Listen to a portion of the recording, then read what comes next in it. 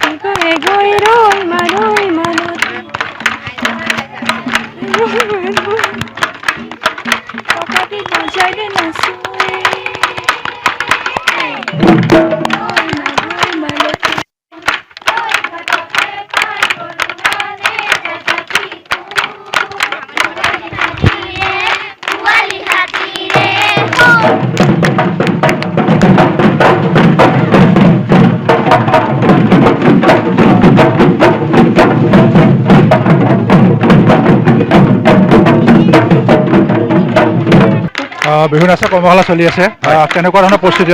আচলতে বিহু নাচৰ যি পৰম্পৰাগত শৈলী, সেই শৈলীৰ ওপৰত কণ ছাত্ৰ ছাত্ৰীসকলক আমি এটা আভাস দিয়াৰ বাবে এই বিহু নাচৰ আখৰাটো আয়োজন কৰা হৈছে। অসম জাতীয়তাবাদী যুৱ ছাত্ৰ পৰিষদ তিতাবৰ আঞ্চলিক সমিতিৰ উদ্যোগত আমি বিহু সুৰক্ষা সমিতি তিতাবৰ জিলা সমিতিৰ সমল ব্যক্তিসকলে এই আখৰাটো দিবলৈ আৰম্ভ কৰিছোঁ। আজি প্ৰায় বিগত 5 দিন ধৰি আমি এই আখৰাটো দি আছোঁ।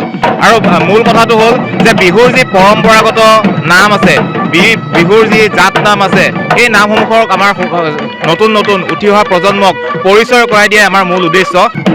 চ'তৰ প্ৰথম জাক বৰষুণৰ লগে লগে গছে বনে কুঁহিপাত আহে, কুলি কেতেকীৰ মাতে সকলোৰে মনবিলাক ৰঙীন কৰি তোলে। আৰু এই সময়তে আচলতে প্ৰত্যেকগৰাকী অসমীয়াই বিহুৰ উন্মাদনা অনুভৱ কৰে। আৰু আমাৰ নতুন যিটো প্ৰজন্ম, এই প্ৰজন্মটোৱে যদি অনাগত দিনত অসমীয়াটো ধৰি ৰাখিবলৈ হয়, তেতিয়া নিশ্চিতভাৱে বিহু লাগিবই। এতিয়া বিহুৰ আখৰা অবিহনে বিহুটো তেওঁলোকে আয়ত্ব কৰিব নোৱাৰিব। সেয়েহে আমি যুৱ ছাত্ৰ পৰিষদৰ তিতাবৰ আঞ্চলিক সমিতিয়ে এই বিহুৰ আখৰাৰ আয়োজন কৰিছিলোঁ।